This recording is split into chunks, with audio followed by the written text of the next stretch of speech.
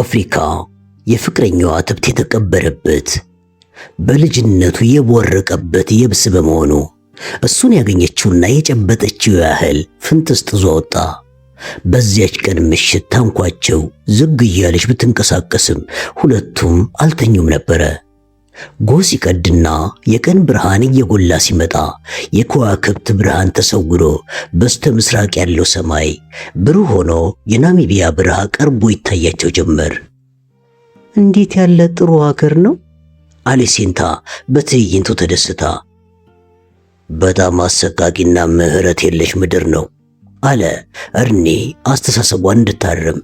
ሴንታ ግን እንደ እውነቱ ከሆነ በጣም ውብ ነው አለች በሐሳቡ ባለመስማማት አይነት። ከድንጋይ የተቀረጹ የሚመስሉት አሸዋማ ተራሮች ጥቁር ሰማያዊና ሐምራዊ ቀለማት አላቸው። የፀሐይ ብርሃን ፍንጣቂ ሲያርፍባቸው ግን ፍም ቀይና ወርቃማ ናስ መስለው ማብረቅረቅ ይጀምራሉ። ቁንጅናውም አያጠራጥርም በማለት አርኒ አኩተመተመና እስቲ ሌላውን ነገር ትተሽ የጠወለገውን አገዳ ስጪኝ ፀሐይ አላት። ከመሬት ላይ የሚተነው ጭጋግ ተኝቶ የሚተነፍስ ሲያስመስለው ይቆይና በፀሐይዋ ብርሃን ወርቅ የተርከፈከበበት ይመስል ይንቆጠቆጣል። ነፋሱ ግን ወደዛ እንዳይሄዱ የሚያግዳቸው ይመስል ሸራውን ከታንኳቸው ተራዳ ጋር ጣለው። ሁለቱም ተስፋ በመቁረጥ አይነት ስሜት ተያዩ። ወደ መሬቱ በጣም ቢቃረቡም ገና አልደረሱም ነበርና ሸራውንና የታንኳቸውን ተራዳ እንደገና ማስተካከል ነበረባቸው። ይህን ለማድረግ ግን በቂ ኃይል አልነበራቸውም። በመጨረሻ አርኒ በዝምታ ተነሳና ታጥቆት የነበረውን ሴንጢ ለሴንታ ከሰጣት በኋላ በአንደኛው ጠርዝ በኩል ተንሸራቶ ውሃ አስገባ። ሴንታም የተቀበለችውን ሴንጢ ታጠቀችና የተወሳሰበውን ገመድ መፍታትና የተጠቀለለውን ሸራ ማስተካከሉን መንበርክኳ ሆና ተያዘችው። ገመዱን እየጠቀለለች እንዳለች ተዘጋጅተሻል በማለት ህርኒ ሲጣራ ሰማች። ተዘጋጅቻለሁ አለችና ህርኒ የታንኳን ተራዳ በትክክል እንዲያቆመውና ሸራውንም በኋላ ለመወጠር እንዳያስቸግር ሁኔታውን ለመከታተል ሚዛኗን እየጠበቀች ታንኳ ላይ ቆመች። እንደቆመች ከሽማግሌው በስተጀርባ አንድ ነገር ሲንቀሳቀስ ስላየች የፀሐይ ብርሃን እንዳያጥበረብራት አይኗን በእጇ ጋርዳ ከዚህ በፊት አይታው የማታውቀው ነገር ስለሆነ ወደዛ አቅጣጫ መመልከቷን ቀጠለች። አረንጓዴ መልክ ካለው ውሃ ከፍ ብሎ የጠዋት ፀሐይ ስላረፈበት ያብረቀርቃል። ብረት አይደለም፣ አንጸባራቂ ጥቁር መልክና የአነስተኛ መርከብ ቅርጽ ያለው ነው። እርኒ ከሁኔታዋ ግር ያላት ነገር እንዳለ ተረዳና ምን ሆነሻል አላት። እኔ እንጃ አለችና ከበስተኋላው እያመለከተችው አንድ የተለየ ነገር ወደኛ አቅጣጫ እየመጣ ነው አለችው። እርኒ በዚህን ጊዜ ወደ ኋላው ዞርና የት አይታየኝም ብሎ ንግግሩን ሳይጨርስ ታንኳቸው ከውሃው በላይ ከፍ ብላ ተነሳች። እባክን አምላካችን እርዳን እርዳን ስትል እሱም ቀበላለና እባክን አምላካችን እርዳን እርዳን በማለት እርኒም እየጮኸ ታንኳ ላይ ለመውጣት ተፍጨረጨረ። ምንድነው ግን? እባክሽን ከዚህ እንደወጣ ብቻ እርጅኝ አለ እርኒ ውሃው እያፈነው። በጣም ትልቅ ሻርክ ነው። ሻርክ የሚለው ቃል ሴንታን አደነዘዛት። በድንጋጤ ያንን አስፈሪ አውሬ እያየች ፈዛ ቀረች። አሁንም በሌላ በኩል ውሃው ላይ እንደ ትልቅ ቋጥኝ ጉብ ብሎ ይታያል። ሻርኩ አመድማ መሰል ጥቁርና ነጭ ቀለም ሲኖረው በጣም ግዙፍ ነበረ። በርዝመት ከነሱ ታንኳ ከመብለጡም በተጨማሪ የተከሻውም ስፋት በመርቶም ክልል ውስጥ አሉ ከሚባሉት ቅልብ አሳሞች በጣም ይበልጥ ነበረ። ሻርኩ ራሱን ለማዳን በተቻለው ፍጥነት እየዋኘ የነበረውን ሰውዬ ለመያዝ መንታ ጭራውን ወዲያና ወዲህ እያወራጨፈ ተጠጋው። ሴንታ በድንጋጤ ጮኸችና በፍጥነት ገመዱን መጎተት ጀመረች። የሻርኩ አይኖችም ጥቁርና ወርቃማ ሲሆኑ የአይኖቹ ብሌኖች አካፋ መሰል ቅርጽ አላቸው። ሾል ያለውን የአፍንጫውንና የአፍንጫውንም ቀዳዳዎች አየቻቸው። እርጅኝ እርጅኝ እያለ እርኒ ጮኸ። ታንኳ ጠርዝ ላይ ደርሶ ወደ ላይ ለመውጣት እየታገለ ነው። ሴንታ በዚህን ጊዜ ፈጥና ተንበረከከችና ወገቡን ይዛ ባለ በሌለ ኃይሏ ወደ ላይ ሳበችው። እርኒ ከወገቡ በላይ ታንኳ ላይ ቢወጣም እግሮቹ ግን ገና ውሃ ውስጥ እንደተንጠለጠሉ ነበሩ። ሻርኩ ከውሃው በላይ እንደ በሬ ሻኛ ሲንጎማለል ከጀርባውም ኩልል እያለ የሚወርደው ውሃ ከጥቁርና ነጭ መልኩ ጋር ያብረቀርቅ ነበረ። ጭራዎቹም ነብሰ ገዳይ የያዛቸው በሁለቱም ፊት የተሳለ ሳንጃ ይመስል ቀጥ ብለው ቆመው ይታያሉ። ሴንታ ሻርኮች ጥቃት ለመሰንዘር በሚፈልጉ ጊዜ እንደሚገለባበጡ አንድ መጽሐፍ ውስጥ ማንበቧ ትዝ ቢላትም ለአደጋው አልተዘጋጀችም ነበር። ግዙፉ ሻርክ አፉን እስከ መንጋጋው ድረስ ከፍቶ ነጫጭ ጥርሶቹ እንደ መጋዝ ተደርድረውና ተንጠልጥለው እየታዩ ወደ እርኒ እግሮች ተጠጋ። ወዲያውኑ የሚሰባበሩ አጥንቶች ድምፅ ተሰማት። ከዚያም ሻርኩ ወደ ኋላው ሲያፈገፍግ በእጇ ጠበቅ አድርጋ ወገቡን ይዛው የነበረው እርኒ እየተጎተተ እንደሆነ ታወቃት። ሻርኩ የእርኒን እግር ሲጎትት ሴንታ ታንኳ ላይ ተንበርክካ ስለነበረ እሷም ተንሸራተተች። ታንኳም የሻርኩ ጉተታና የነሱ ክብደት ስላመዘነባት በነሱ በኩል አጋደለች። ሴንታ የሻርኩን ፊት በጭረፍ ታየችው። ሻርኩም በእነዚያ አስፈሪና ጨካኝ አይኖቹ ከገላመጣት በኋላ የእርኒን እግር በአፉ እንደያዘ ቀስ እያለ ተገላበጠ። በዚህ ጊዜ ሴንታ የእርኒ አጥንቶች እንደ እርጥብ እንጨት ሲሰባበሩ ሰማች። ወዲያውኑ ሽማግሌው የሚጎትተው ኃይል ሲለቀው ታንኳቸውም ተስተካክላ ባህሩ ላይ መንሳፈፍ ጀመረች። ሴንታ የእርኒን እጅ ይዛ በኃይል ጎተተችው። የእርኒ እግሮች ግን አሁንም መፈራገጣቸውን አላቋረጡም ነበረ። ከጉልበቱ ትንሽ ዝቅ ብለው የተቆረጡት እግሮቹ በተቀደዱት ሱሪዎች ውስጥ ይታያሉ። አቆራረጡ የተስተካከለ ስላልነበረም እርኒ በሚፈራገጥበት ወቅት የተዘለዘለው ስጋውና ቆዳው ተንጠልጥሎ ደሙ ደግሞ በዚያ ጠራራ ፀሐይ እንደ ምንጭ ውሃ ይጎርፍ ነበረ። እርኒ ገልበጥ ሲል የተቆረጡ እግሮቹን በማየቱ ሲቃይ የተናነቀው፣ እመቤቴ ማርያም እርጂኝ፣ መሞቴ እኮ ነው እያላቃሰተ ደሙ የውቅያኖሱን መልክ ወደ ቡኒ ቀይሮታል። ወይኔ እግሮቼን ወይኔ ብሎ እርኒ ቁስሉን ያዝና በጣቶቹ መካከል ደሙ እየተንጠባጠበ እግሮቼን እኮ ያ ሰይጣን ወስዷቸዋል እያለ ጮኸ። ጠቆር ያለውና የሶስት ማዕዘን ቅርጽ ያለው አውሬ ያንን በደም የተበከለ ውሃ እየሰነጠቀ በታንኳዋ ስር እንደገና ወደ እነሱ መጣ። እርኒም ይህን ተመለከተና ሰይጣን ደሙ እየሸተተው ስለሆነ ሳይጨርሰን አይቀርም፣ ማሞታችን ነው እያለ ጮክ ብሎ ተናገረ። ሻርኩ በጀርባው ሲዋኝ በረዶ የሚመስለው ነጭ ደረቱ ይታያል። ወዲያውኑ በጭራው እየቀዘፈ በሚያስደንቅ ቅልጥፍና ወደ ታንኳቸው ስራ መራ። ታንኳቸውን ከስር ሆኖ በጀርባው ሲገፋት ስለተናወጠች ሴንታ በጀርባው ወደቀች። ተንሸራታ ውሃ ውስጥ እንዳትገባም የታንኳውን ጠፍጣፋ ወለል ይዛ የሙጥኝ አለች። ሊገለብጠን ነው የሚፈልገው፣ ሊገለብጠን ነው አለ እርኒ አሁንም እየጮኸ። ሴንታ ይህን ያህል ደም በዕድሜዋ አይታ አታውቅም። ከእርኒ የሚፈሰው ደም አሁንም ባለማቋረጡ በዚያ ቀጭንና ያረጀ ሰውነቱ ይህን ያህል ደም መኖሩ በጣም አስገረማት። ሻርኩ ተመልሶ መጣና ታንኳዋን እንደ ኳስ ለጋት። እርኒም በዚህን ጊዜ እያለቀሰ በደከመ ድምፅ በቃ ሊጨርሰን ነው፣ ይኸው ተመልሶ መጣ አለ። የሻርኩ ጥቁር ነጭ ጭንቅላት ከውሃው በላይ እየታያቸው እንዳለ አፉን ከፈትና በእነዚያ ትላልቅ ጥርሶቹ የታንኳዋን ጠርዝ ሲነክስ እንጨቶቹ ተሰነጣጠሩ። ሻርኩ በደረቷ ድፍት ብላ በሁለቱም እጆቿ የታንኳዋን ወለል አጥብቃ ወደ ያዘችው ሴንታ ያፈጠጠ ይመስላል። በጥርሱ የታንኳዋን ጠርዝ እንደያዘ አይኖቹን እያቁለጨለጨ ጭንቅላቱ ሲያነቃንቀው ታንኳዋ ያለቀት ተናወጠች። እነሱም ተንገላቱ። እርኒ ከሻርኩ ለመሸሽ እየተንከባለለና እየተንፏቀቀ በእጁ እስካላስገባን ድረስ አይለቀንም፣ ፈጣሪ አምላክ እባክህ እርዳን፣ እባክህን እርዳን አለ። ሴንታ ከነበረችበት ቀልጠፍ ብላ ተነሳችና አቅጣጫ ያስተካክሉበት የነበረውን እንጨት አንስታ ባላት በሌላ ኃይል ሁሉ ሻርኩ ጭንቅላት ላይ ያሰረፈችው።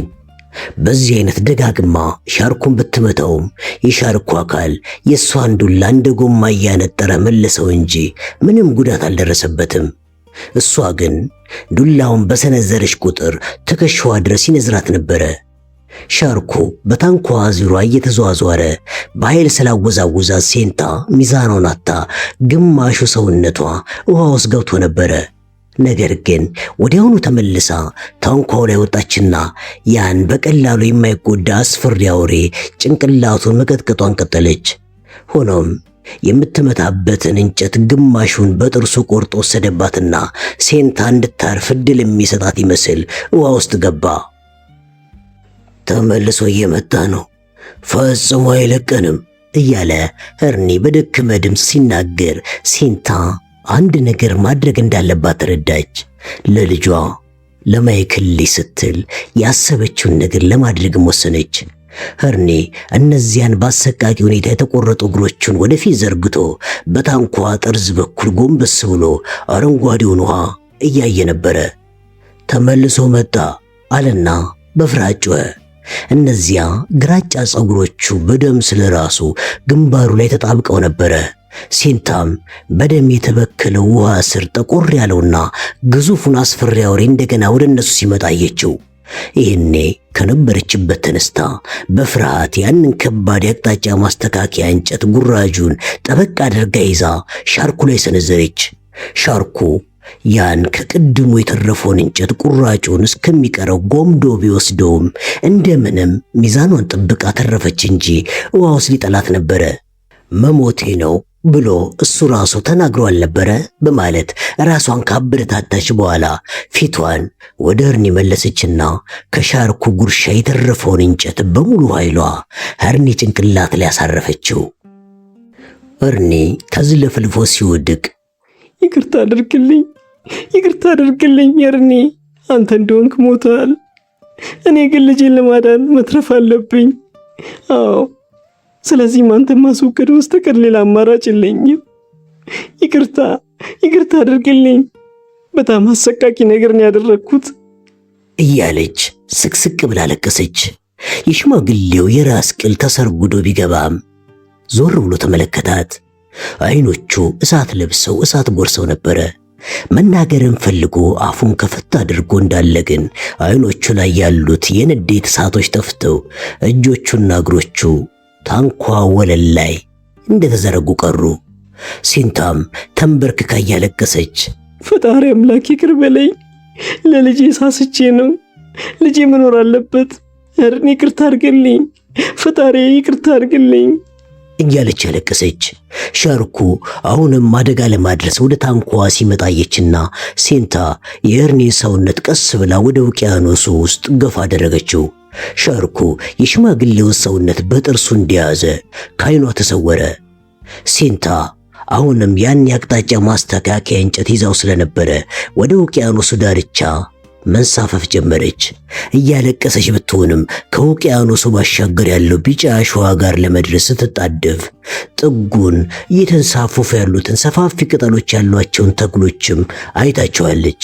በሷ ኃይለኛ ጥረትና በነፋሱም እርዳታ ወደ ውቅያኖሱ ዳርቻ እየተጠጋች መጣች። ከውቅያኖሱ ስር ያለውም አሸዋ ወለል ብሎ ታያት። ተመስገን አምላኬ፣ ምስጋና ይገባሃል በማለት እያለቀሰችና እየቀዘፈች ሳለች ግን በታንኳዋ ስር አንድ ግዙፍ ነገር አለፈ። ሴንታ ቋሚውን እንጨት ተስፋ በመቁረጥ ጠበቅ አድርጋ ያዘችና እንደገና ተመልሶ መጣ፣ ወይኔ አለች። ያን ግዙፍና አስፈሪ ፍጡር ውሃ ውስጥ እንዳለች ቀደም ሲል ጊዜያዊ ድል ብቻ እንደተቀናጀችበት ተገነዘበች። ሻርኩ ያቀረበችለትን መስዋዕት ደቂቃ ባልሞላ ጊዜው ሰልቅጦ ከታንኳዋ እየተንጠባጠበ ያለውን ደም በመከተል የደረሰባት። ሻርኩ ታንኳን ተንደርድሮ መጣና ገጫት። ያሁኑ አገጫጨት ግን ኃይል ስለነበረው ታንኳዋ መፈራረስ ጀመረች። ሴንታ እግር ስር የነበሩት የእንጨት ንጣፎችም ስለፈራረሱ እግሯ ሾለከና የዚያን አስፈሪ ፍጡር ጀርባ ነካችው። ሻካራ ቆዳውን በባቷ ስለነካችውም በፍርሃት ጮኸችና ዘላ ታንኳ ላይ ቁጢጥ አለች። ሻርኩ ዞሮ ተመልሶ መጥቶ ታንኳን እንደገና መታት። ደግነቱ ከወደ ውቅያኖሱ በኩል ሆኖ ስለመታት ወደ ዳርቻው ወረወራትና ተረፈች እንጂ አልቆላት ነበረ። ከዚህ በኋላ ሻርኩ ፊቱን አዙሮ ጥልቀት ወዳለው የውቅያኖሱ ክፍል ሲያመራ ጠቆር ያለና ነጫጭባ ጀርባውን የኋላ ክንፎቹን አየቻቸው። ሻርኩ የጀመራትን ታንኳ ለመጨረስ ያሰበ ይመስል እንደገና ሲንደረደር ግን ኃይለኛ ማዕበል ተነሳና አፈራረሳት። በአካባቢው ሸራው፣ የእንጨቶቹ ስብርባሪዎችና ገመዶቹ ተበታተኑ። ሴንታም ሳታስበው ውሃ ውስጥ በመግባቷ ከመደንገጧም በላይ በአፏና በአፍንጫዋ የገባ ውሃ ለመተንፈስ ችግር ስለፈጠረባት መሳል ጀመረች።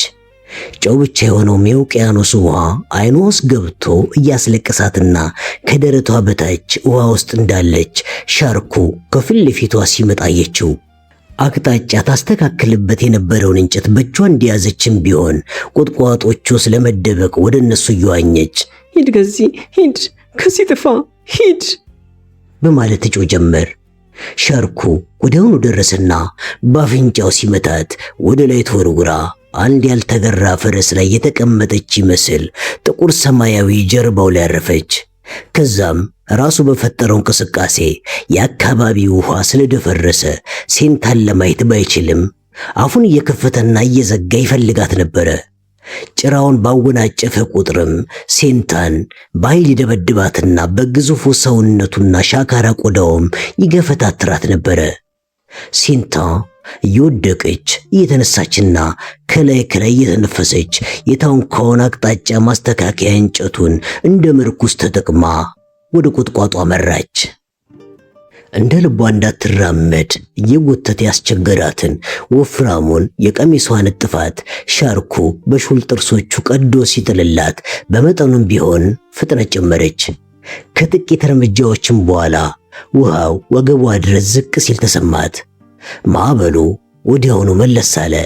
ሻርኩም ተጠምዶ የጠብቀው ወደ ነበረው ጉድጓድ ውስጥ ገብቶ ያለ ረዳት እንደቀረ ዝሆን አሸዋ ውስጥ እየተፈራገጠ ቀረ።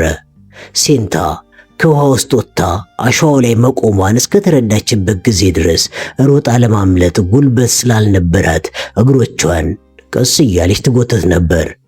ከዛም የአቅጣጫ ማስተካከያ የነበረውን እንጨት ወረወረችና ወደ አሸዋ ክምሮቹ ለመሄድ ሞከረች። ነገር ግን እዛም ያደርሳት ጉልበት አልነበራትም። ከውሃውም ወጥታ ትንሽ እንደሄደች በደረቷ ከአሸዋው ላይ ተዘረጋች። አሸዋውም ፊቷና ሰውነቷ ላይ እንደ ስኳር ተነስንሶ ነበረ። በዚያ ሐሩር ውስጥ ከስሯ ባለው አሸዋ ላይ እንደተጋደመች ውስጧ ታመቀው የነበሩት የፍርሃት የሐዘንና የጸጸት ስሜቶች ስለፈነዱ በጣም አለቀሰች። በጋለው አሸዋ ላይ ምን ያህል እንደተጋደመች ባታውቅም የተጋለጡት ባቶቿ ስላቃጠሏት ቀስ ብላ ተነሳችና ተቀመጠች።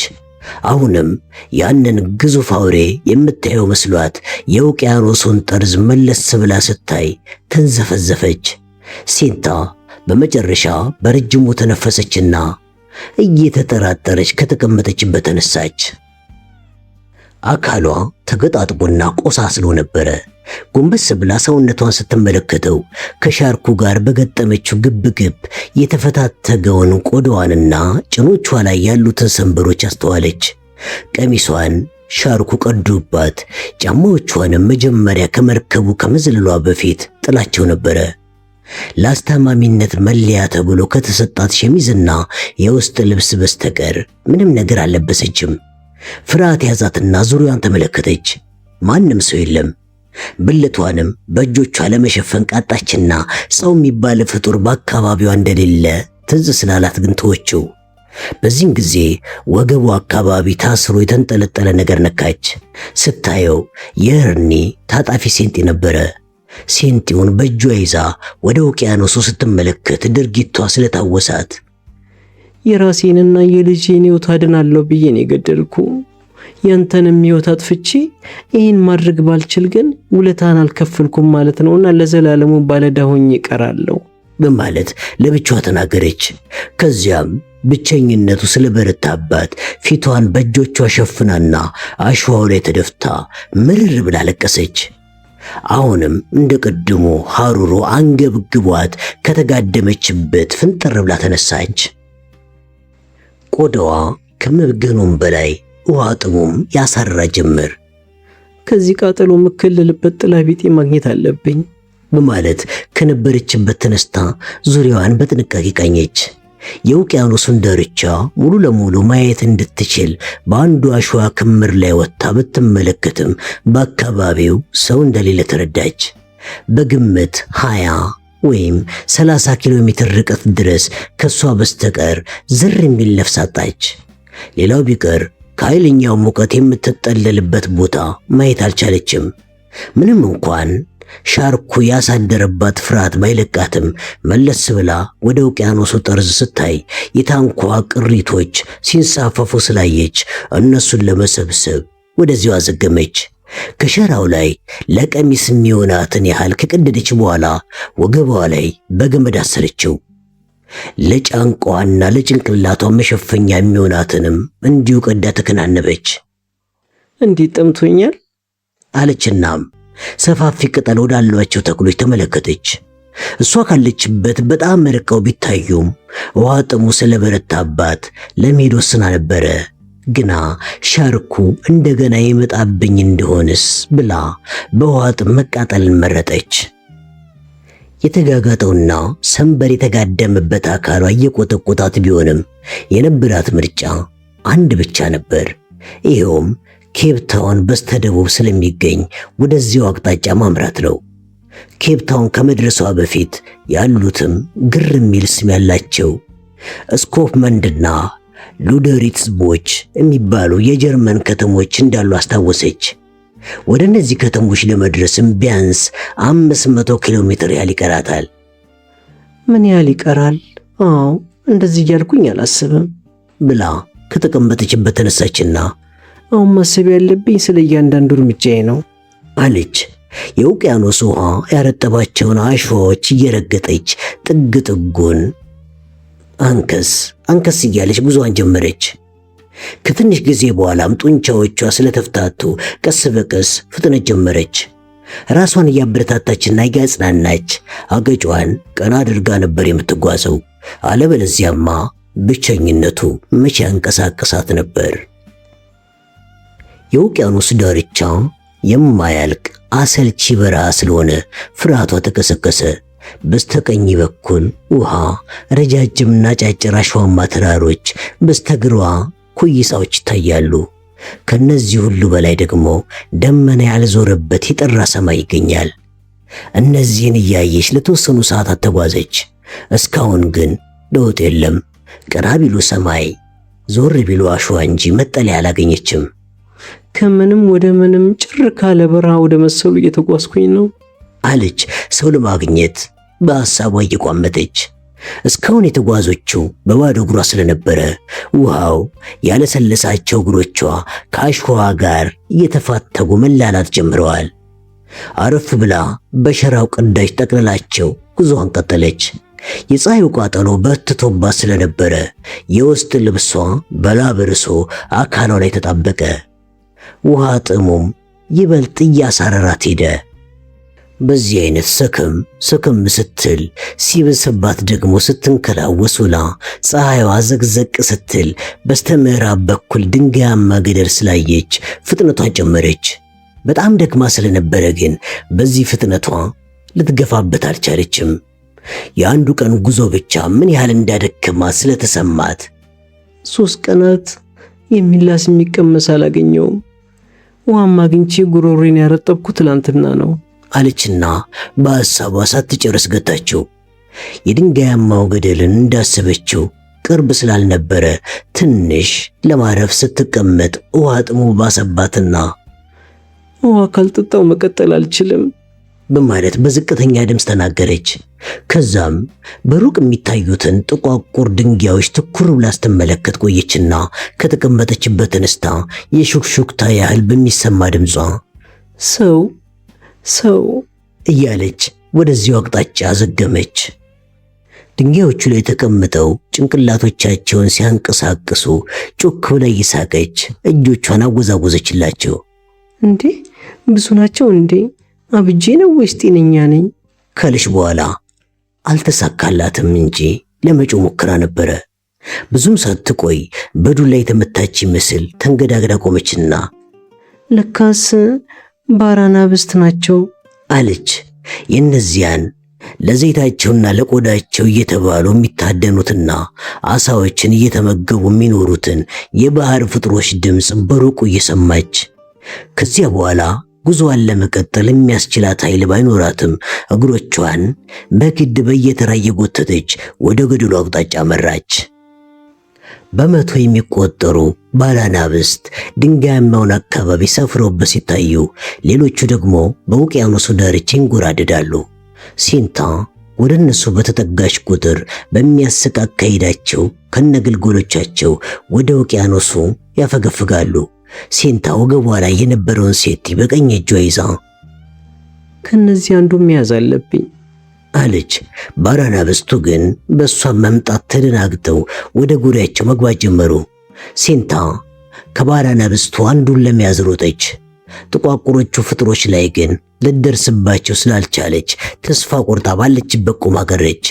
ወዲያውኑ ድንጋዮቹ መሃል ተደብቀው የነበሩት ሁለት ተኩላ መሰል ቅርጽ ያላቸው አውሬዎች ወደ ባራናብስቱ እየሮጡ ስለሄዱ አካባቢው በእነዚያ ፍጥሮች የፍርሃት ድምፅ ተናጋ። ሲንታ አውሬዎቹን ጅቦች ናቸው እንዳትል ስለ አፍሪካ በተጻፉ መጽሐፍት ውስጥ ያሉትን ጅቦች በነጭና ጥቁር ነጠብጣብ የተዥጎረጎሩ ናቸው እንጂ ቡና አይነት ጅቦች ስለመኖራቸው አላነበበችም። እነዚህ አውሬዎች ጆሮቻቸው ሹልና ቁመቶቻቸውም ከውሻ የማይበልጥ ሲሆን ረጅም ፀጉር ያላቸው ተኩላዎች ናቸው። ወዲያውኑ ከባራናብስቱ መካከል ደከም ያሉትን ለማጥቃት በፍጥነት ሮጡ። እናቶቹ ባራናብስት ለመከላከል አቅማቸው በፈቀደ ሁሉ ቢጥሩም አልተሳካላቸውም። ሲንታ ተስፋ በመቁረጥ ትታ የነበረውን ሩጫ እንደገና ተያዘችው። እናት ባራናብስቱ ላይ ልትደርስ ስትል ግን ድንጋይ አደናቅፋትና ወደቀች። ሆኖም እዛው አካባቢ ወድቀው ከነበሩት ቆሻሻዎች መካከል ዱላ በማግኘቷ ቡናማ መልክ ያላቸውን ተኩላዎች ለማባረር ፈጠን ብላ ወደ ገደሉ ጠርዝ ሮጠች። አንዱ ተኩላ ስለት ባላቸው ረጃጅም ክራንቻዎቹ ከቆሰለው ግልገል ባራናብስት አጠገብ እንደቆመ ሴንታ ደረሰችበት። ተኩላው የሴንታን መቃረብ በማየቱ በዛች አይነት ጭንቅላቱን ወደ ላይና ወደ ታች አወዛወዘ። የቆሰለው ግልገል ባራናብስት ደግሞ አጠገቧ ሆኖ ሳለ እንደ ሕፃን ልጅ ያለቅስ ነበረ። ተኩላው በሚያስፈራ ድምፅ እያጓራ ሲጮህ ሴንታ ፊት ለፊቱ ቆማ ዱላውን እያወዛወዘች ሂድ ከዚህ አንተ ጨካኝ አትሄድም ብላ ጮኸች። ተኩላው በሁኔታዋ ቢደናገርም እያጓራ ፈግፍጎ እየተወራጨ ካለው ባራናብስት አጠገብ ቁጭ አለ። ሴንታ እየጮኸችና ዱላዋን እያወዛወዘች ያን ቢጫማ አይኖች ያሉትን አውሬ ለማስፈራራት ሞከረች። ተኩላው በዚህን ጊዜ የቆሰለውን ባራናብስት ትቶ እየጮኸ ወደ እሷ ተንደረደረ። በዚህ ጊዜ ሴንታ ብትሸሽ እንደማይለቃ ስላወቀች ዱላዋን እያሽከረከረችና እየጮኸች ፊት ለፊት ተጋፈጠችው። ተኩላው ይህን አልጠበቀም ነበርና ድፍረቱ ሁሉ ጠፍቶ ወደ ቆሰለው ባራናብስት ተመልሶ አንገቱን ይዞ መጎተት ጀመረ። በዚህም ጊዜ ሴንታ ድንጋይ ያነሳችና ተኩላው ላይ ወረወረችበት። ጭንቅላቱን ለመምታት አነጣጥራ የወረወረችው ድንጋይ እግሩን ስለመታበት በሶስት እግሮቹ እያነከሰ ሸሸ። ሴንታ ገጠር ውስጥ በማደጓና ከዚህም በፊት ከብቶችን በመግፈፍም ሆነ በማረድ አናንና አባቷን ታግዛቸው ስለነበረ ፈጠን ብላ የባራናብስቱን ጉሮሮ በሴንቲው አባረከችው።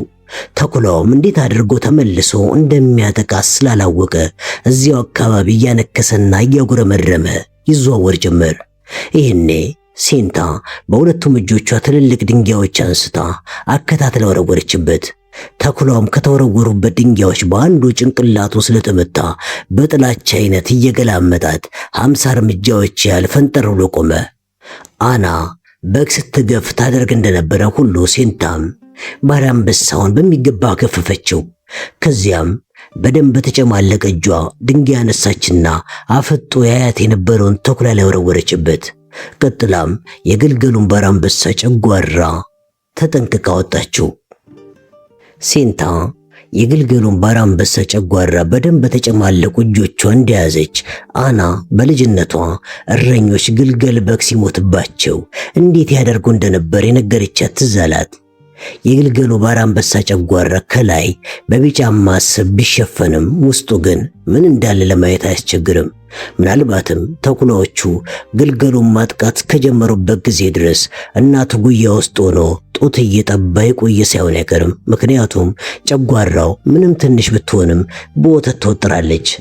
ሴንታ እየተጸየፈች አንድ የተጎነጨችለትና ይህን ካልጠጣሽ ሕይወትሽ እስከ ነገ ጠዋት አትቆይም፣ አንቺም ሆንሽ የማይክል ልጅ ሁለታችሁም ትሞታላችሁ በማለት ራሷን ሞከረች። ከዚያም ጨጓራው ላይ ትንሽ ቀዳዳ በጀችና አፏን ደቅና መጠጠችው። መጀመሪያ የተጎነጨችው አይኗን ጨፍና ዋጠችው። የአሳ አይነት ጣዕም ቢኖረውም አና ከፍየል ወተት ታዘጋጅ ከነበረው አይብ ጋር በመጠኑ ይመሳሰላል። ከዛም ትንሽ አረፋለችና አፏን ጠራረገች። የጠጣችው ወተት በእያንዳንዱ ጥቃቅን አካሏ ሲሰራጭ ተሰማት። በረሃብ በጥማትና በጉዞ የተንገላታው ሰውነቷ እንደገና አዲስ ኃይል አግኝቶ ነፍስ ሲዘራ ስለታወቃት ተኩላው ላይ እንደገና አንድ ድንጋይ ወረወረችና የቀረውን ወተት ጨርሳ ጠጣች። ከዚህ በኋላ እጇ ላይ የቀረውን ጨጓራ ጥርሱን እያፋጨ ለሚያጉረመርመው ተኩላ ወረወረችለትና ይህ ያንተ ድርሻ ነው አለችው የሚሰማት ይመስል። ወዲያውኑ የግልገሉን ባራንበሳ እጆች፣ እግሮችና ጭንቅላት ጭምር ቆርጣ ለተኩላ ወረወረችለት። ትልቅ ውሻ የሚመስለው አውሬ ከሴንታ የሚወረወርለትን ትርፍራፊ እየተጠባበቀ አንድ 20 እርምጃ ያህል ርቆ ተቀመጠ። ማግሮምረሙንና መተናኮሉን ለጊዜውም ቢሆን የተወ ይመስላል። ሴንታ የባራንበሳውን ቀይ ሥጋ የቻለችውን ያህል ዘልዝላ ጭንቅላቷና ትከሻዋን ሸፍናበት የነበረው ሸራ ውስጥ ከከተተች በኋላ ቦታውን ለተኩላው ለመልቀቅ አፈገፈገች። ልክ እሷ እንደለቀቀችለት ተኩላው መጣና ድንጋዮቹ ስር ፈሶ የረጋውን ደም መላስና የባራንበሳውን አጥንቶች መቆረጣጠሙን ተያያዘው።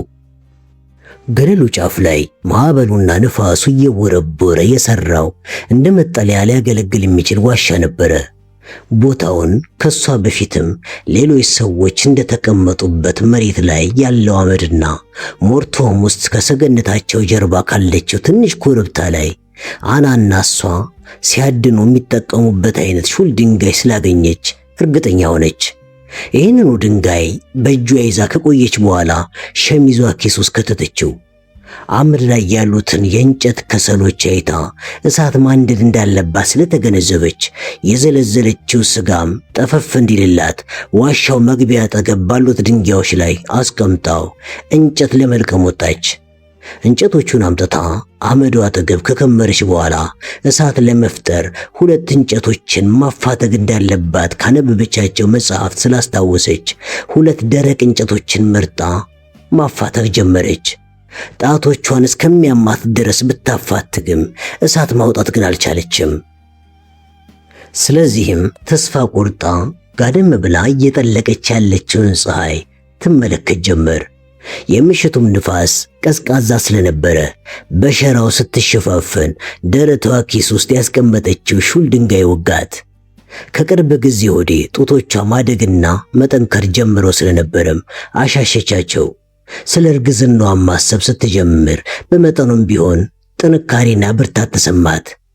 ወደ ደቡብም ስትመለከት አኬርናር በመባል የምትታወቀዋን የማይክልን ኮከብ የጠቆሩ ሰማይ ላይ ተንጠልጥላ አየቻትና ማይክል አለች በሹክሹክታ።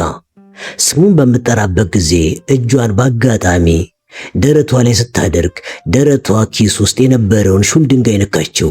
ወዲያውኑ ድንጋዩን ከኪሷ ወጣችና ከሴንቲዋ ስለት ጋር ስታፋጨው ብልጭታዎች ተፈጠሩ። ከሸራው ላይ ጥቂት ክሮችን መዛ ከእንጨት ፍቅፋቂዎች ጋር ከደበለቀቻቸው በኋላ ድንጋዩንና የሴንቲዋን ስለት አፋጨቻቸው።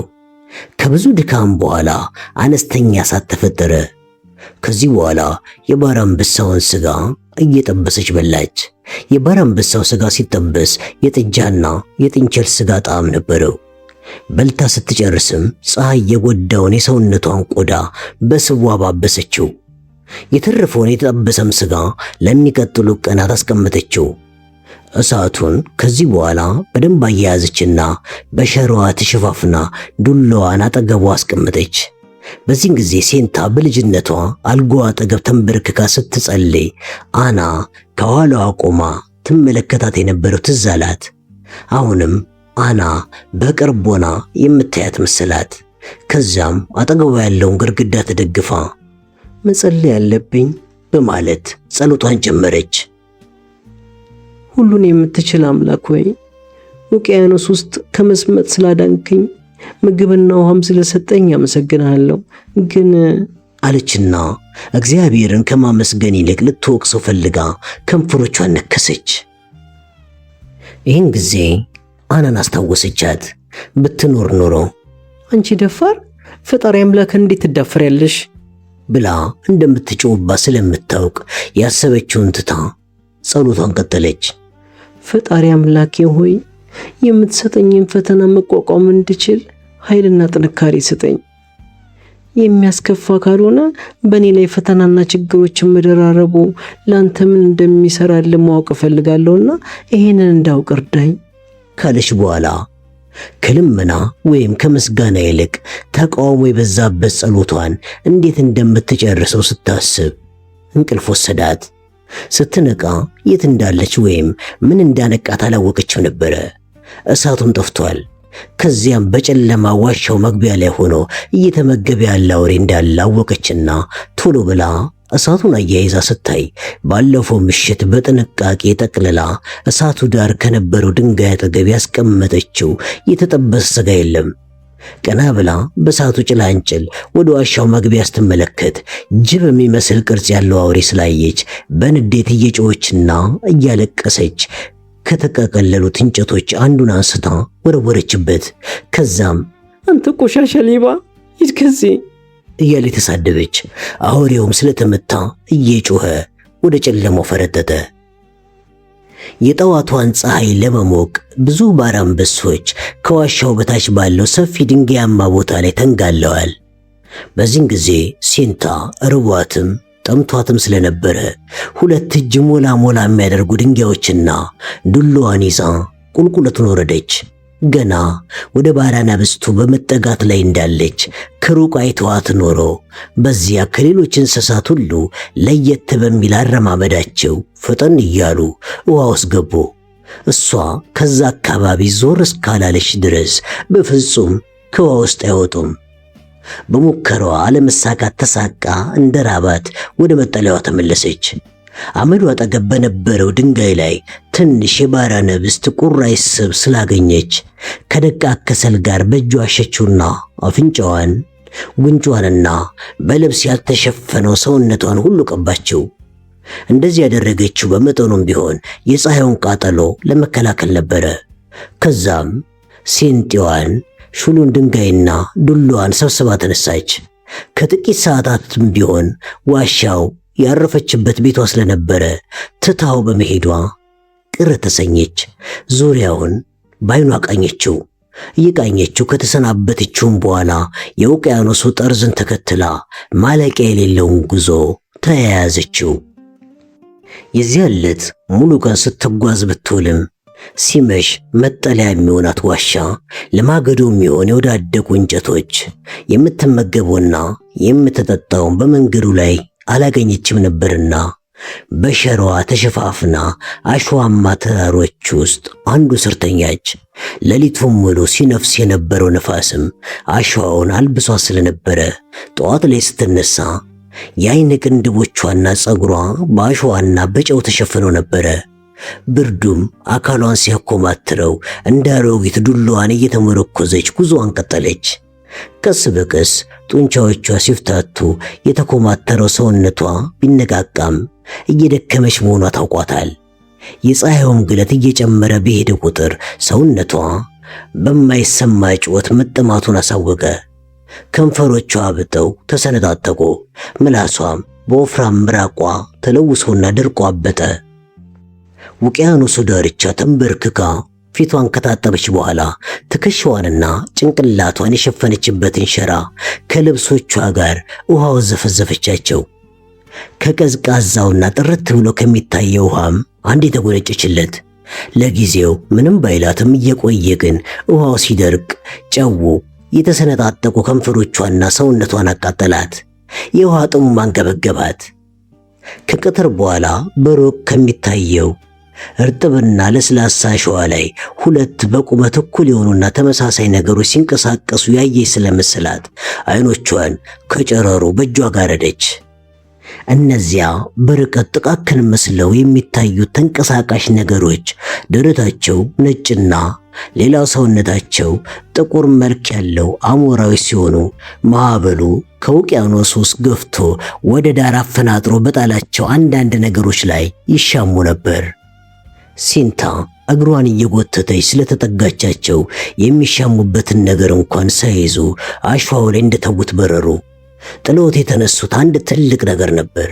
ሲንታ በአዲስ ጉልበት እየሮጠች አጠገቡ ደረሰችና ተንበረከከች። ከዚያም በሁለቱም እጆቿ አሳውን ይዛ አፏ ውስጥ ካደረገችው በኋላ መልሳ መሬት ላይ ጥላ እጆቿን በሸራው ላይ ጠራረገቻቸው። አሳው ሙክሙክ ብሎ ስለበሰበሰ ይገማ ነበረ።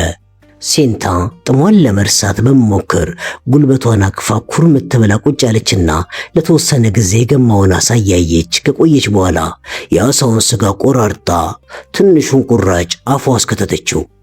ከዚያም ውሃውን ብቻ መጠጠችና የሚከረፋውን ስጋ ተፍታ ሌላ ቁራጭ ጎረሰች። በዚህ አይነት ጥሟን ስላረካች በመጠኑም ቢሆን ጉዞዋን ለመቀጠል ጉልበት አገኘች። ውሃውም ውስጥ ገባችና እጆቿና አፏን ታጥባ ጉዞዋን ቀጠለች። ፀሐይዋ ልትጠልቅ ስትል ድካሙ አላንቀሳቀሳላትና አሸዋው ላይ ተደፋች። የበላችው ማሳ አልተስማማትም ነበርና ለተወሰነ ጊዜ ሲያልባት ቆየና ያስመልሳት ጀመር። በዚህ ውሃ በቀላሉ ልታገኝ በማትችልበት ቦታ ሰውነቷ ውስጥ ያለው ፈሳሽ እንደዚህ በብዛት መባከኑ እያሳዘናት ሳለች ድንገት የወር ቁርጠት ስሜት ተሰማት። ኃይለኛ ቁርጠት ስለነበረ ለረጅም ጊዜ አሸዋ ላይ ስትፈራገጥ ቆየች።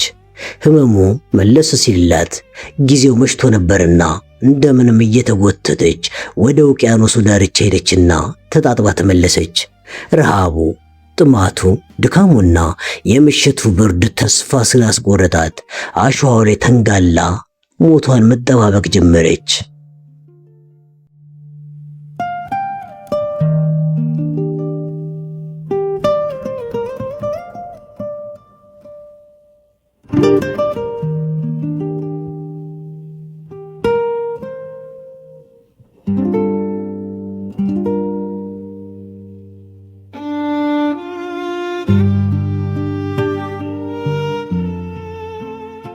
ጌሪ የሲንታን ሕይወት ለማዳን ስኬለተን ኮስት በመባል የሚታወቀውን ቦታ አቋርጠው ወደ ናሚቢያ በረሃ መሄድ ስለሚኖርባቸው ያለምንም እረፍት እቅድ ሲያወጣና ሁኔታዎችንም ሲያመቻች ቆየ።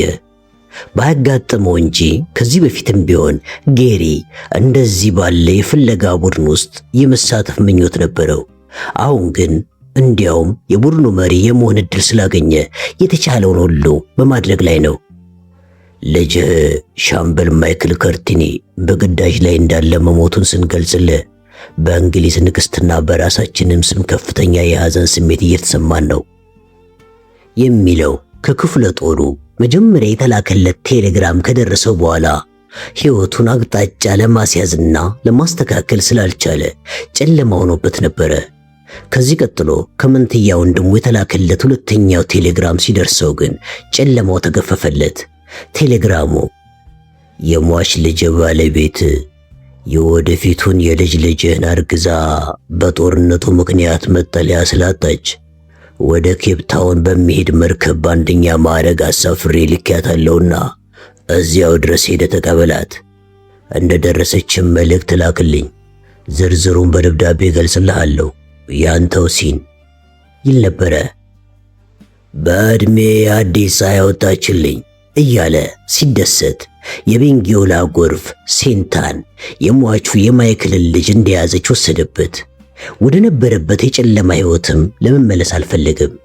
አሰቃቂው በረሃና አረንጓዴ መልክ ያለው ውቅያኖስ ሊያደርሱ የሚችሉትን ጉዳት ወደ ጎን ትቶ ሊተርፉ የሚችሉበትን አማራጭ እያሰበ ነው። ምንም እንኳን የራሱ ሐሳብ ትርጉም የለሽ ሆኖ ቢታየውም አናስቶክ በሴንታ ላይ የነበራት ከፍተኛ እምነት አበረታታው። ጌሪ ከአና ጋር በደቡብ ምዕራብ አፍሪካ የጀርመኖች ዋና ከተማ ወደ ነበረችውና አሁን እንግሊዞች ወዳስለቀቋት ዊንዶክ ከተማ ባቡር ጣቢያ እንደደረሱ በጊዜው የክልሉ እንደራሴ የነበረው ኮሎኔል ጆን ዊክንሃም ተቀበላቸው።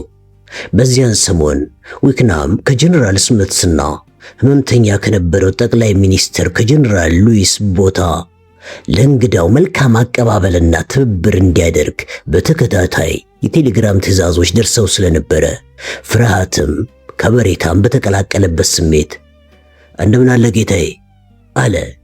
ኮሎኔል ጋሪ ከርቲኒ ለሚያክል ታላቁን የጀግንነት የክብር ሜዳሊያ ለተሸለመ የማይጨበጠው ጠላት የሚለውን ስለ ደቡብ አፍሪካ ገበሬዎችና እንግሊዞች ጦርነት የሚያወሳውን መጽሐፍ ገና የዩኒቨርሲቲ ተማሪ እንዳለ ለጻፈና ከወንድሙ ከሲን ከርቲኒ ጋር ስፍር ቁጥር ያልነበረው ሀብት ስላለው ሰው ቀደም ሲል የሰጠው ሰላምታ በቂ አልነበረምና ስለደረሰበት አደጋ በጣም አዝናለሁ ኮሎኔል ከርቲኒ አለ እየተጨባበጡ እንዳሉ።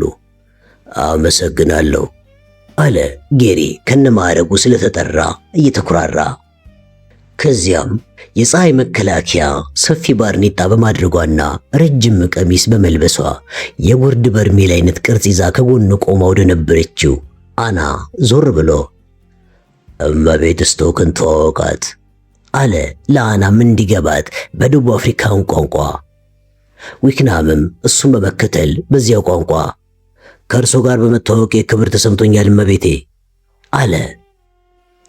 በፕሮቲያ ካልስ መርከብ ውስጥ መንገደኛ የነበረችና ኢንፍሌክሰብል የተባለችው መርከብ ከአደጋ ካዳነቻቸው ሰዎች አንዷ ናት በማለት ጌሪ ባጭሩ አስተዋወቃት። ዊክንሃምም በመገረም አይነት መቼም በጣም መጥፎ አጋጣሚ ነው ካለ በኋላ ወደ ጌሪ መለስ ብሎ ኮሎኔል ከርቲኒ የሚቻለኝን ሁሉ ከማድረግ ወደ ኋላ አልልም አለው ዝግጁ መሆኑን ለማሳወቅ ፈርጠም ብሎ።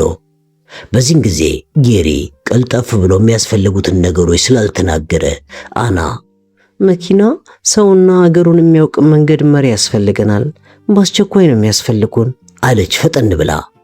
አንድ አዲስ ፎርድ መኪና ነበራቸው። መኪናው ከፋብሪካ ሲወጣ የተቀባው ጥቁር ቀለም ሲሆን እነሱ ግን አመድማ ቀለም ቀብተውታል። በቀላሉ የሚበላሽ ቢመስልም መኪናው ለበረሃ ጉዞ አመቺ ነው። ከቀላል ብረት የተሰራ ኮፈኑና ጉልበት ያለው ሞተሩ እንደ ሌሎች ክብደት ያላቸው መኪኖች የበረሃው አሸዋ ውስጥ ተሰንቅሮ እንዳይቀርና እንደ ልቡ እንዲንቀሳቀስ ይረዱታል። የመኪናው ድክመት የፈላ ውሃ እያፈናጠቀ መርጨቱ ብቻ ነው። ዊክንሃም እያንዳንዳቸው 5 ኩንታል መሸከም የሚችሉ 4 አውስቲን የጭነት መኪኖችና አንድ ተጨማሪ 500 ጋሎን ውሃ የሚይዝ ቦቴ መኪና ሰጥቷቸዋል። ለእያንዳንዱ መኪና የ10 አለቅነት ማዕረግ ያላቸው ሾፌሮች ከነረዳቶቻቸው መድበዋል። ጌሪ መቻኮል ደግ አይደለም እያለ ቢመክራትም አና ስላልተቀበለችው ከተቃጠሩበት 36 ሰዓት ቀደም ብለው መነሻ ቦታው ላይ ደረሱ። ፕሮቲያ ካልስ ከሰመጠች አሁን 14 ቀን ሆኗታል። ዋና ከተማዋን ለቀው የወጡት ከሌሊቱ 10 ሰዓት ላይ ስለነበረ ከተማዋ ራሷ እንቅልፍ ላይ የነበረች ትመስላለች። መኪኖቹ በነዳጅና በሌሎች ቁሳቁሶች ከመጠን በላይ ተጭነው በአንድ ረድፍ ሲጓዙ፣ በውስጣቸው የነበሩት መንገደኞች ደግሞ ብርዱን ለመከላከል ተጀቡነው ነበረ። በባቡር ሐዲዱ ጥግ የተሰራውን አውራ ጎዳና ይዘው 222 ኪሎ ሜትር ወደሚርቀው ስኳኮፕመንድ ወደሚባለው ከተማ መሩ። ለ14 ሰዓታት ሲጓዙበት የነበረው መንገድ ቁልቁለታማ ከመሆኑም ባሻገር ቀደም ሲል የብረት ጎማ ያላቸው ጋሪዎች ሄደውበት ስለነበረ ወራጁ ሄደበት ይመስል ተቦርቡሮ ነበረ። መኪኖቹ ተከታትለው ሲሄዱም ከኋላቸው የሚቦነው አቧራ ከመብዛቱ የተነሳ ጭስ መስሎ ይታይ ነበረ። የስዋኮፍመንድ ከተማ በአንድ በኩል ወደ አረንጓዴው ውቅያኖስ ገባ ያለችና በደን የተከበበች ከተማ ናት። በቅርጻ ቅርጽና በታሪካዊ ሕንፃዎች የታወቀችው የባቫሪያ ከተማ ስልጣኔ የደቡብ አፍሪካን በረሃ አቋርጦ የነካካት ይመስላል። እሁድ ዕለት ቀትር ላይ በአቧራ ከተሸፈኑት መኪኖቻቸው ጋር ከተማ ውስጥ ገቡ። ከሌሎች ሀገሮች ለተለያዩ ጉዳዮች ለመጡ እንግዶች ማረፊያ ተብሎ በተሰራው ሆቴል ቅጥር ግቢ ውስጥ ኡምፓፓ የተባሉ የጀርመን የሙዚቃ ጓዶች ይጫወቱ ነበር። በጌሪ የሚመራው ቡድን መኪኖቹ ከሆቴሉ ቅጥር ግቢ ውጭ ካለው መንገድ ላይ እንደ ሰንሰለት ተቀጣጥለው ዳርዳሩን ሲቆሙ እነዚያ ተመሳሳይ ባርኔጣዎች ያደረጉና አረንጓዴ ልብስ የለበሱ ሙዚቀኞች ሙዚቃውን አቆሙ። ግምታቸው ግልጽ ነበረ። እንግሊዞች በየጊዜው ወረራ ያካሄዱ ስለነበረ የከተማው ሕንፃ ግድግዳዎች ላይ ያሉ ጠባሳዎችም ገና በቅጡ ስላልተስተካከሉ እንደገና ጦርነት የተነሳ መስሏቸው ነው። ከዚያ አቧራ ከበዛበት የበረሃ ጉዞ በኋላ ሙኒክ ከምትባለዋ የጀርመን ከተማ በመጣ ባለሙያ የሚጠመቀውን ቢራ ማግኘት ነፍስ መዝራት ነው። ደጋማቸው አለጌሪ እስካሁን ያለው ጉዟቸው በመሳካቱ ደስታ ተሰምቶት መደዳውን ባንኪዮኑን ደገፍ ብለው የጠጡ የነበሩ ሰዎች ድጋሚ ቢራ ስለታዘዘላቸው ጌሪን በማመስገን አይነት እያዩት ፈገግ አሉ።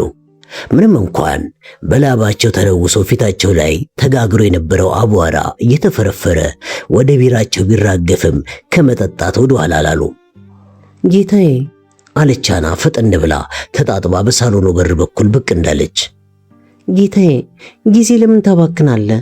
አለች ደግማ ስትጠራው ስላልሰማት ጮክ ብላ። ጌሪም ወዲያውኑ ወደ ሰዎቹ መለሳልና በሉ እንግዲህ ስራችንን እንቀጥል አላቸው። በዚህን ጊዜ ሁሉም የፍለጋው ቡድን የበላይ አዛዥ ማን እንደሆነ በግልጽ ስለተረዱ የቀራቸውን ቢራ እየጨለጡና አፋቸውን እየጠራረጉ በአና በኩል ሹልክ ብለው ወደ ውጭ ወጡ። ሰዎቹ ነዳጅና ውሃ ሲሞሉ የላላውን ጭነት ሲያጠባብቁና ሌሎቹም የጎደሉ ነገሮችን ሲያስተካክሉ ድረስ ጌሪ ደግሞ አስፈላጊ ነገሮችን ለመጠየቅ ወደ ፖሊስ ጣቢያ ሄደ።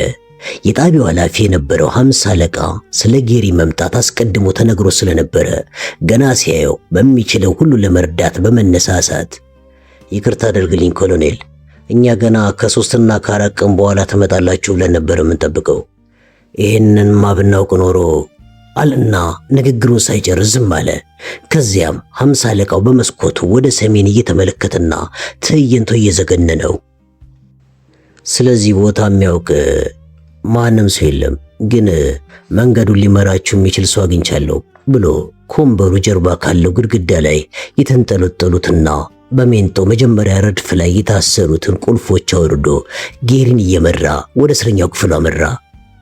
አንዱን ከፍቶ ስማ አንተ ሰይጣን ናስቲ አለና ባረገ። ጌሪም የተመረጠለት መሪ ፊቱን አጨፍግጎ በዝግታ ወደሱ ሲመጣ በጥንቃቄ ተመለከተው። ሰውየው የቦንድልስዋርት ብሔረሰብ አባል ሲሆን ጨፍጋጋነቱም ክፉ አስመስሎታል። አንድ አይና ሲሆን ሌላኛው አይኑ ከቆዳ በተሰራ መሸፈኛ ተሸፍኗል። ከዚህም ሌላ አካሉ ደግሞ የዱር ፍየል ይመስል ይቀራና ነበረ።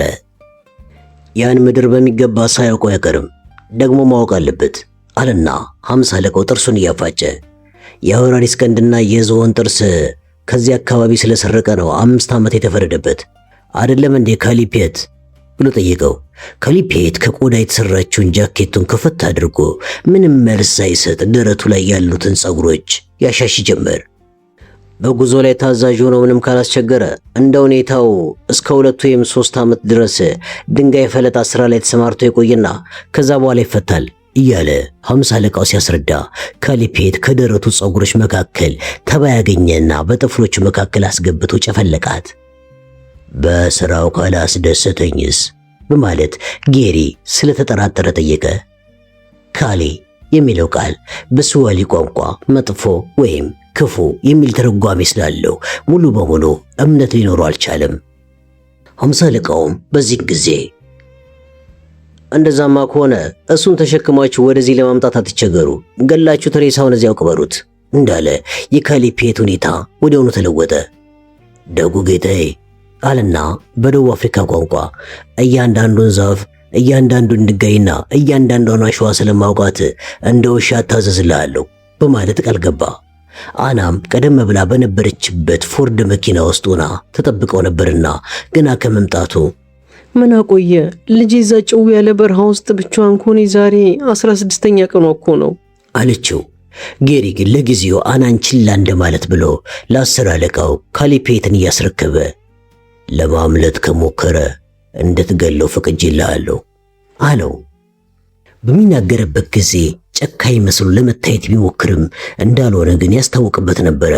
ወዲያውኑ ጉዟቸውን ጀመሩ።